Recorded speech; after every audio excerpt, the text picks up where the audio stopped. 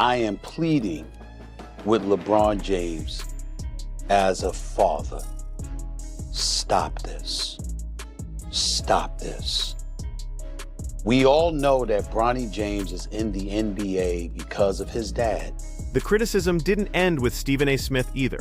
Word started spreading that inside the Lakers organization, Luka Doncic and Austin Reaves had been caught making jokes about Bronny behind closed doors. What started as casual locker room banter turned into something much more serious. When LeBron caught wind of what was happening, everything blew up, and his response wasn't about having a heart-to-heart conversation. He was ready to completely sever relationships. Let's break down how this whole mess started. I am pleading with LeBron James as a father. Stop this. Stop this. We all know that Bronny James is in the NBA because of his dad. Bronny's battle with living under a microscope. When Bronny James stepped onto an NBA court, he was carrying pressure that virtually no rookie had ever experienced before. The Lakers grabbed him at pick 55 in the 2024 draft, and he made history sharing the floor with his dad during that Minnesota game on October 22nd. That legendary father-son moment lasted exactly 2 minutes and 41 seconds. Bronny managed to snag 1 rebound. His scoring total was 0. We love what we're seeing from him in the G League because that's where you belong. As you hone your skills and you get better and you legitimately earn, which I believe he has the potential to do, I am rooting for Bronny James. It would be cruel to root against him. He's a wonderful kid. I wish him nothing but the best. But he's LeBron James' son. The numbers painted a brutal picture. His rookie year saw him putting up 2.3 points with 0.8 assists and half a rebound across 27 appearances. He was shooting 36.6% from the field. Season 2 hasn't shown much improvement. Still hovering around 2.3 points in limited action, with occasional flashes of better play followed by setbacks. His shooting numbers became a major talking point. Bronny James is averaging 0.3 points, 0.3 assists, and 0.4 rebounds. You know what people are saying. You know what they're going to do to this kid. In 13 games, he has played 44 minutes. He has scored 4 points. He is shooting 1 of 16 from the field, 0 for 7 from three-point range. How are you doing him favors? During some rough patches early on, Bronny went completely cold from downtown, missing his first 15 three-point attempts across 4 Summer League contests. That struggle from long range carried over into the regular season, where he's been stuck somewhere between 25 and 30% on threes when he actually takes them. My sense is that he's better than I would have been in that situation. 20,000 fans screaming my name to get in the game and wanting me to be in the game, and the roles reversed. I don't know if I would have been able to handle it. So just commend him on his composure, the way he approaches not only the game but just approach life in general. The defensive side told a completely different story, though. Bronny's quick feet and court awareness let him switch across different positions effectively. His defensive metrics looked solid during extended minutes, especially when he was getting G League time, where he was averaging close to a steal per game. But in today's NBA, defense by itself isn't enough. The league demands that all 5 guys on the court can be offensive threats. When Bronny would park himself in the corner and refuse to shoot, opposing defenses would completely ignore him and focus all their attention on stars like LeBron and Doncic. The pressure machine started rolling before he ever suited up professionally. LeBron had been very public about wanting to play with his son, which created expectations that Bronny never signed up for. How's that chapter been satisfying, actually seeing the tangible growth? Seeing his growth? It's been great to see and to watch. And he's still young. Obviously just turned 21 not too long ago, and he's still learning and, still getting better with each and every rep. I think he's enjoying the process. I think you can obviously ask him, more than me. Back in March 2023, LeBron posted on social media saying, "Man, Bronny definitely better than some of these cats I've been watching on League Pass today. Lightweight, hilarious." That comment just fueled more nepotism talk. When teams were drafting him, knowing it might be a way to keep LeBron happy, those nepotism stories really took off. You know, obviously he has so many continents. He's one of the best basketball players in the world ever. So, you know, he just told me, be you. The Lakers front office kept getting questioned about whether they took Bronny at 55 just to make sure LeBron stayed, or if they actually saw real basketball potential in the kid. Stephen A. Smith turned into the loudest voice in the room, criticizing the whole situation. His January 2025 rant on First Take went absolutely viral. I was a little nervous before. I remember it was the last time I was nervous before the game, so but once I stepped on the court, it was fun. Just being out there again felt amazing. Smith wasn't going after Bronny's character, though. He was questioning whether LeBron made the right call putting his son in this position too early. Yeah, he texted me in the morning, he said, whatever you want. And I said, for him to text me that, it's just amazing. So it shows what kind of person he is. And, you know, he let me have my moment, so I really appreciate it. The statistics backed up what Smith was saying.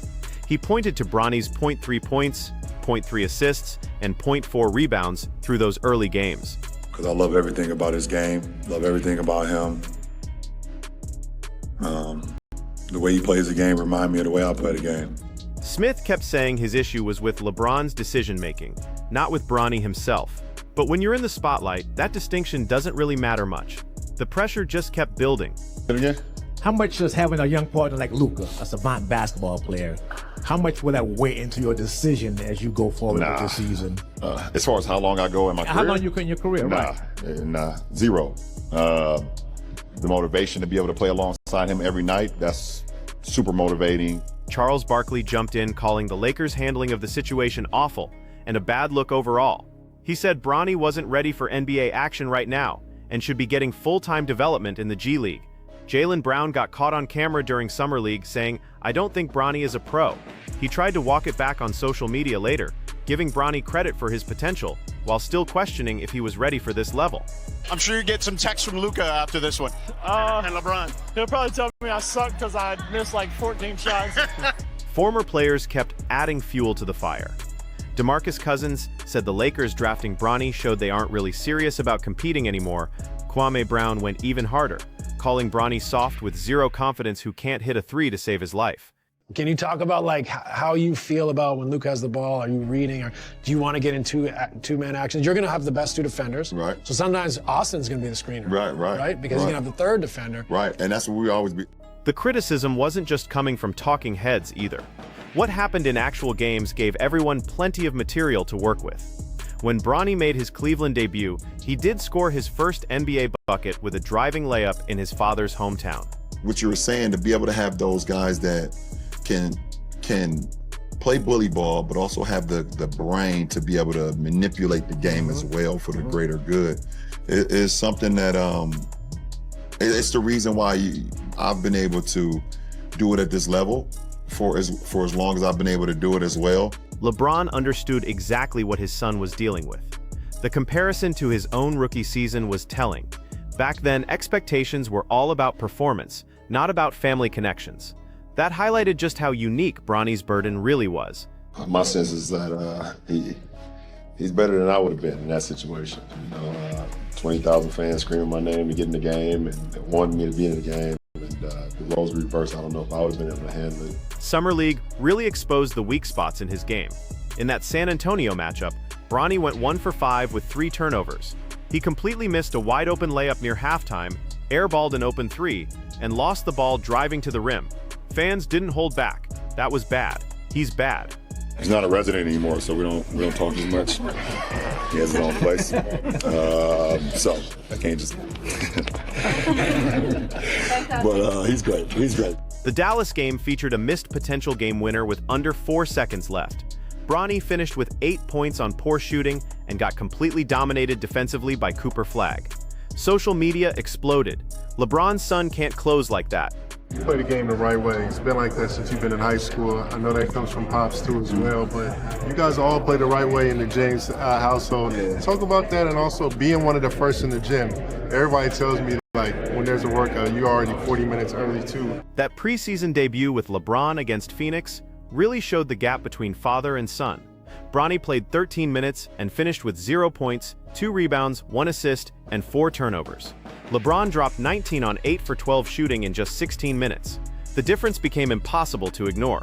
With that being said, does that motivate you a little bit? Because, you know, there's when your father said last year, I want to play with my son. And everyone's like, oh, they're going to draft him so his father can come. I mean, does that, like, basically, like, look, I'm more than just, you know, a way to get my pop. Bronny's response. For sure, that's one of the many motivation factors that I, you know, go off of, including all the negativity and hate that I receive. But yeah, that's for sure one of the... One Lakers loss saw LeBron and Bronny combine for 8 turnovers total. The online reaction focused on how Bronny was dragging his dad down. The memes just wrote themselves. What does it mean to, as a parent, to watch your son realize a dream? It's the greatest thing in the world. You know, kids always have these dreams when they're super young, and you know, as parents, you try to put them in a position to at one point throughout their lives that maybe that dream can become a reality if that's what they want to do. JJ Redick's frustration came out in November. Video caught him yelling at Bronny for not taking open shots, with Doncic joining in. That moment highlighted something that kept happening. Bronny's reluctance to shoot was frustrating coaches and teammates. His approach of focusing on defense made sense given his limitations, but it created real problems when the team needed scoring from everyone. Bronny explained his mindset to reporters after a Spurs game, saying defensively, "That's my role that I want to excel at.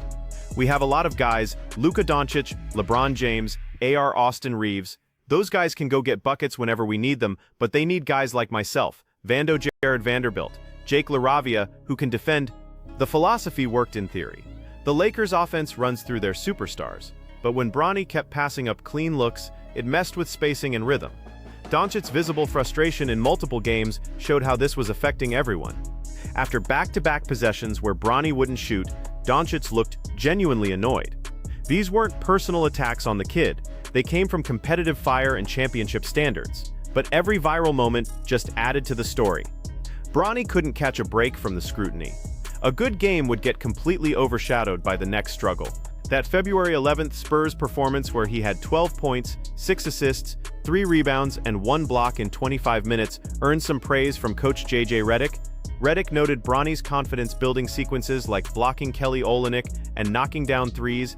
But just 2 days later against Dallas, Bronny was playing garbage time minutes in a blowout. The up-and-down nature of it all defined his early career. His G League stints showed real potential. 12 points and 6 assists against the Clippers, career highs of 31 points in other games, but NBA minutes stayed sparse and situational. His 4-year, $7.9 million contract drew criticism as way too much for a second-round pick. The deal structure became more evidence of special treatment. Other late picks get minimum deals with no guarantees. Bronny got security. The nepotism accusations hurt because they had some truth to them. Would Bronny have gotten drafted without LeBron? The honest answer made everyone uncomfortable. Bronny's USC numbers, 4.8 points per game on 36.6% shooting, didn't exactly scream NBA ready. His recovery from that 2023 cardiac arrest made evaluating him even more complicated. The health scare definitely limited his college development. Some people argued he needed another year in school. Others said he never should have declared for the draft in the first place. LeBron's view emphasized being patient with the process. Bronny's path was different from typical rookies. The pressure, scrutiny, and expectations created obstacles that were completely unique. The big question remained whether Bronny could step out of that shadow and prove his worth, or if he'd become a warning story about trying to force destiny. The LeBron Triangle. That trade bringing Luka Doncic from Dallas to Los Angeles completely changed everything for the Lakers. LeBron initially thought it had to be fake or some kind of hoax when he first heard about it. The massive deal that sent Anthony Davis away marked a seismic shift in how the franchise was going to operate. Their first conversation established the whole tone. LeBron's message to Doncic was simple, but really powerful. Don't try to fit in, fit out. When asked about his first Lakers game, Doncic described what that moment felt like. LeBron made sure Doncic felt welcomed from the very first day. The gesture of letting Doncic choose whether he wanted to be introduced last showed how much the hierarchy was changing. This partnership has really evolved since that February trade happened. LeBron's public statements show he's building around Doncic's timeline, not his own anymore. This shift represents a huge departure from LeBron's previous team situations where he was always the undisputed centerpiece. In January, LeBron told reporters, "Luka don't need to bend his game for me. Luka is our 26-year-old franchise for this ball club. He don't need to bend his game. It's up to us to bend our game around him and figure it out." That statement marked a real turning point. LeBron was acknowledging the changing hierarchy directly. He wasn't asking teammates to adjust to what he wanted anymore. He was adapting to a younger star's system. By February 2020, LeBron went deeper in an interview. He emphasized Doncic's complete impact, pointing out similarities in their versatile, high basketball IQ styles. These weren't just calculated PR moves either. LeBron genuinely enjoyed watching Doncic operate. The appreciation came from recognizing similar basketball philosophies: pace manipulation, court vision, and making everyone around them better. Back in November 2023, LeBron praised Doncic's potential, saying he could control his own destiny in terms of basketball achievements. That comment basically predicted their future partnership. The trade itself completely shocked LeBron. When he first heard about it, he thought it was fake or some kind of hoax. Reports differ on how involved LeBron actually was. Some suggest he orchestrated the whole thing, but others confirm he was genuinely shocked by trading Anthony Davis and wasn't part of making that decision. Right after the February 2nd, 2025 trade, LeBron revealed in a press conference, "Luka has been my favorite player in the NBA for a while now. I've always just tried to play the game the right way and inspire the next generation, and Luka happens to be one of them. And now we're teammates, so it'll be a very seamless transition." This partnership isn't really about LeBron's career decisions anymore. It's about maximizing their time together while they actually have it. After wins over former teams, LeBron has been praising Doncic's growth consistently. Austin Reaves fits perfectly into this whole dynamic. LeBron identified Reaves' potential from his very first Lakers practice in October 2021, saying he's an NBA player. He can play at this level. I watched a lot of film on him when we signed him. His size, shot-making ability, passing, high IQ kid, and he has a lot of dog in him. The banter between them shows how comfortable they are. Reaves joked about potentially getting text messages from both stars after games, which reveals how casual their relationship really is. When Reaves dropped 51 points in October, LeBron tweeted, "50-piece nugget, that boy AR-15 tough," adding, "Damn, that's crazy. We almost had back-to-back 50 balls. Damn it, Don, sick backcourt." Reaves has completely transformed from being a Kobe fan who used to hate LeBron to calling him the greatest player that ever played. That transformation happened through daily interactions. LeBron broke down how all three of them operate together. The strategic understanding runs really deep. He explained how having two elite playmakers in himself and Doncic creates mismatches for opposing teams. The chemistry goes way beyond just basketball. Reaves noted LeBron's consistent positivity. If there's anybody in the basketball world that has the right to wake up some days on the wrong side of the bed, he could probably get away with it, but he never does. LeBron's whole philosophy centers on sacrifice. When the best player makes the right play, instead of hunting stats, everyone else follows that lead. This mindset spreads through the entire roster. The transition hasn't been completely smooth, though. Reports indicate LeBron has shown some grumpiness as the Lakers rebuild around Doncic and Reaves. The shift from LeBron's timeline to Doncic's creates natural tension, yet publicly, LeBron maintains his support. In November, when asked about their relationship, LeBron stated, "I don't want to create the narrative of me and Luka. There's 5 guys on the floor and about 7 guys that comes off the bench. It needs to be all of us." The Lakers sit at 33-21 despite 46 combined absences from LeBron, Doncic, and Reaves this season. When healthy, this trio forms a really formidable core. LeBron averaging 22 points, Doncic providing elite playmaking, and Reaves contributing 18+ in spots creates a balanced attack. This foundation becomes critical when examining how the fourth member of the James family fits into the whole equation. How Doncic and Reaves actually view Bronny. Luka Doncic's take on Bronny James mixes encouragement with competitive expectations. The Slovenian superstar has praised Bronny's defensive contributions while showing clear frustration when Bronny's offensive limitations hurt the team. After a November 2025 win over Miami, where Bronny played 18 minutes with strong defense, Doncic gave high praise. He was great. In those kinds of moments, you never know if you're going to play or not. He was ready, and that means a lot to us. and he was ready to go at the right moment. So he played great today. He was great defensively, and we expect him to do that, and it was amazing. Doncic actually compared Bronny to Marcus Smart for defensive impact. It's unbelievable impact. I play against this guy a lot. He was always guarding me, so I know how I feel for the other team, so I'm glad he's on my team. That validation really meant something. Doncic had faced Smart repeatedly when he was in Dallas. Comparing a rookie to an established defender showed genuine respect for Bronny's abilities on that end of the floor. But the offense created real tension between them. Multiple incidents captured Doncic's frustration with Bronny's reluctance to shoot. In November and February games, video showed Doncic visibly annoyed after Bronny passed up open looks 2 possessions in a row. The frustration wasn't just unique to Doncic either. Redick expressed similar feelings.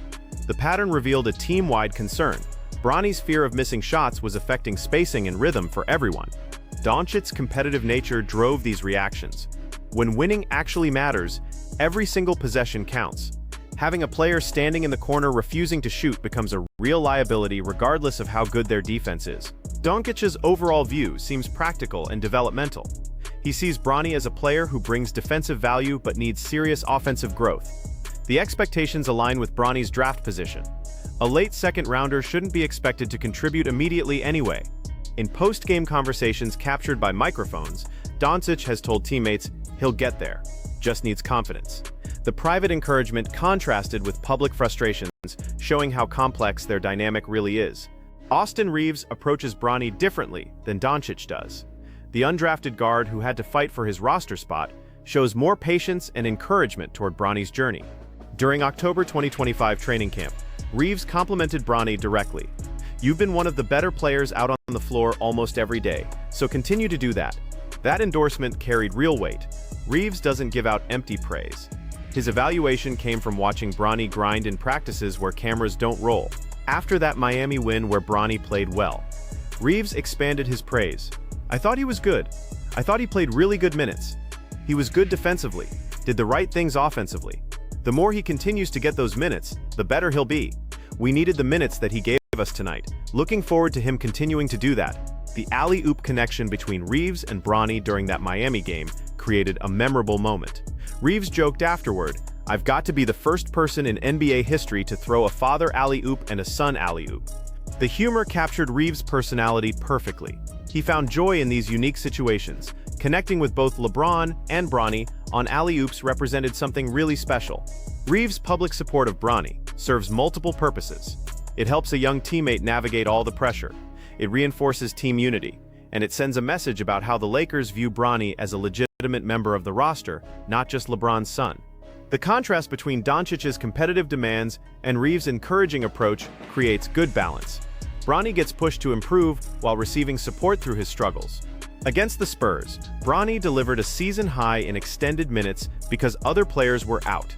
He responded with 12 points, 6 assists, and solid defense.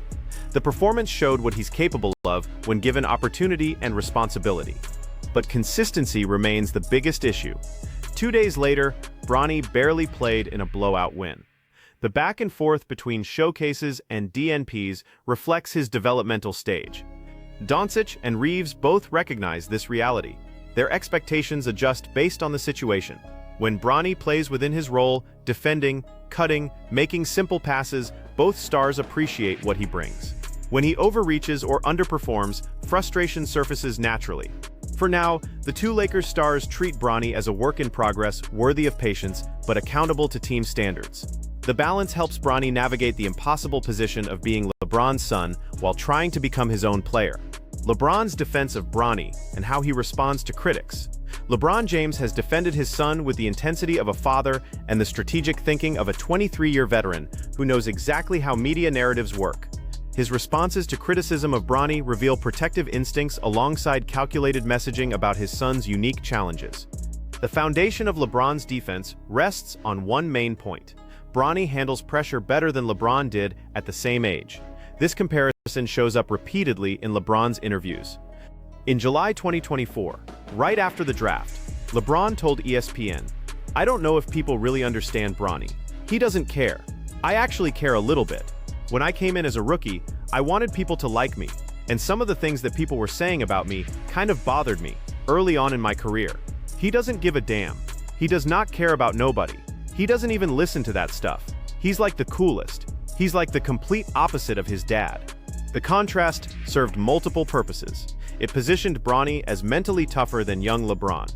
It suggested criticism wouldn't derail his son, and it subtly reminded people that even LeBron faced early doubters. LeBron's praise after Bronny's Cleveland debut reinforced this theme. The composure under pressure impressed LeBron because he recognized how difficult that situation was. LeBron expanded on modern challenges during his January 2025 appearance on the New Heights podcast with Jason and Travis Kelce. Bronny doesn't have to play basketball at all. It's not like he needs the money. He can do whatever he wants to do. If he wants to be the CEO of my company, he can be that.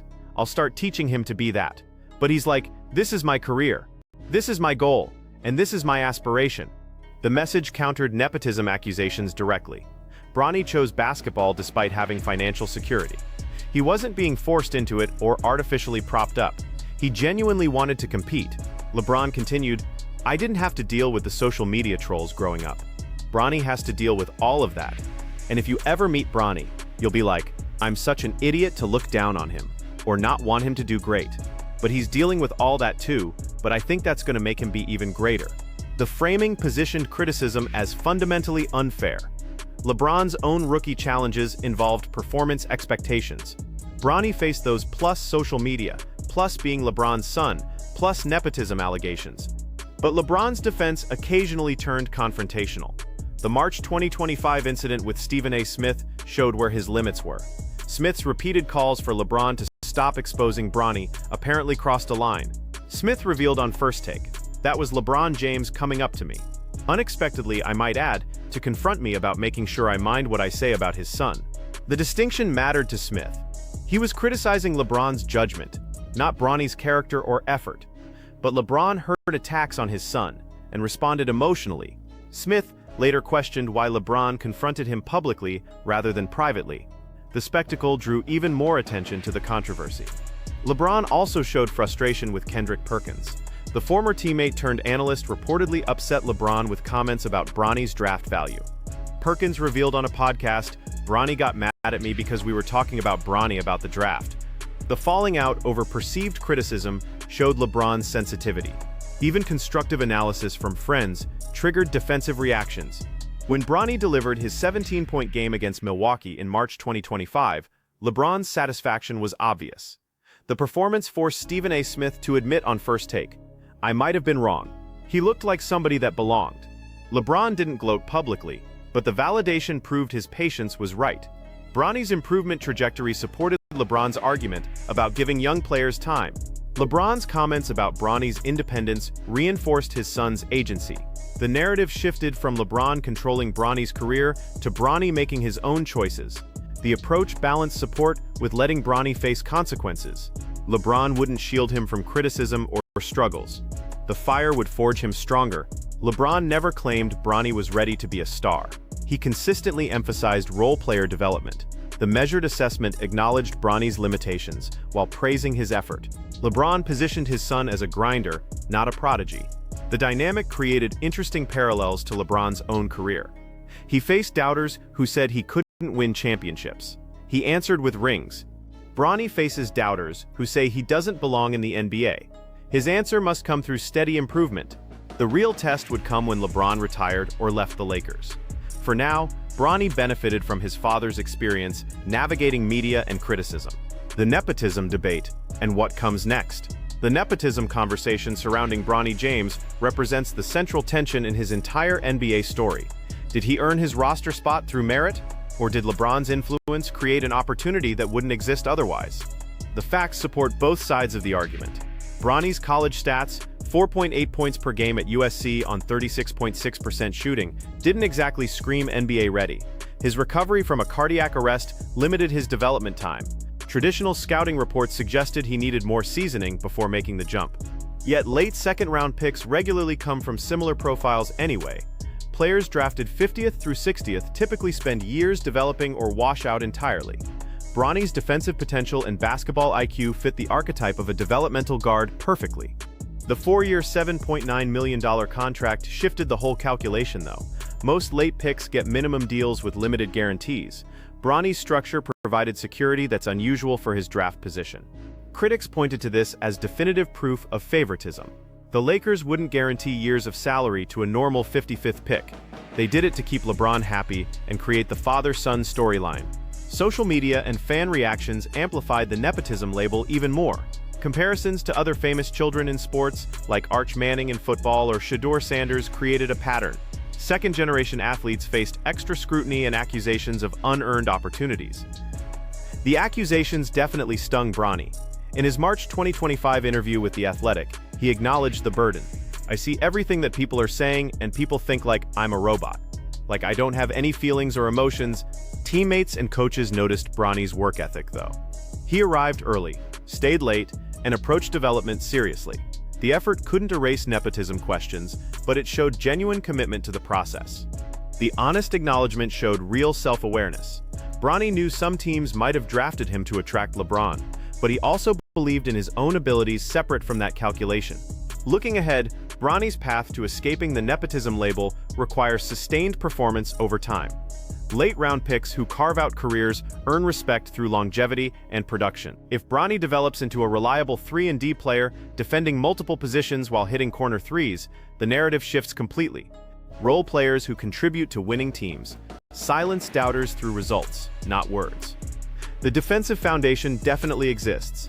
Donkett's comparison to Marcus Smart and Bronny's ability to guard larger players show real potential. If the offensive game improves incrementally, rotation minutes will follow. The Lakers rebuilding around Doncic and Reaves actually helps Bronny's development. Lower expectations create space for growth. Without pressure to immediately contribute to championship runs, Bronny can develop at a more natural pace. The G League provides crucial repetitions. His strong performances in South Bay, including a 31-point game, demonstrate capability against lower competition. The shuttle between levels allows skill building without NBA game pressure constantly. Team dynamics will ultimately determine Bronny's success.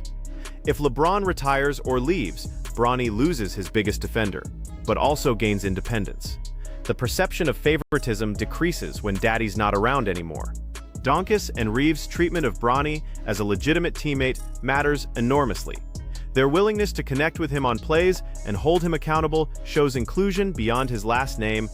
The organization's commitment will be tested in future contract decisions. When Bronny's rookie deal expires, will the Lakers re-sign him based on merit, or will LeBron's presence still influence those decisions? These questions don't have current answers. Bronny's second season continues. The Lakers remain competitive despite injuries. Bronny plays his role when called upon. Bronny's handling of all this pressure through his first 2 seasons shows real maturity. He doesn't make excuses. He doesn't blame critics. He works and lets results speak for themselves. LeBron's joy in watching Bronny pursue his dream captures the human element lost in nepotism debates. A father wants to see his son succeed. Whether that creates unfair advantages is separate from that emotion. The Lakers' experiment with the James family continues. Doncic leads the franchise. Reaves provides secondary scoring. LeBron mentors while his body allows, and Bronny develops in the margins, trying to prove he belongs. The nepotism question will follow Bronny throughout his career. Only sustained performance over years can quiet it completely. For now, he works toward that goal. One practice, one game, one defensive stop at a time. The narrative remains unfinished. Bronny's story is still being written.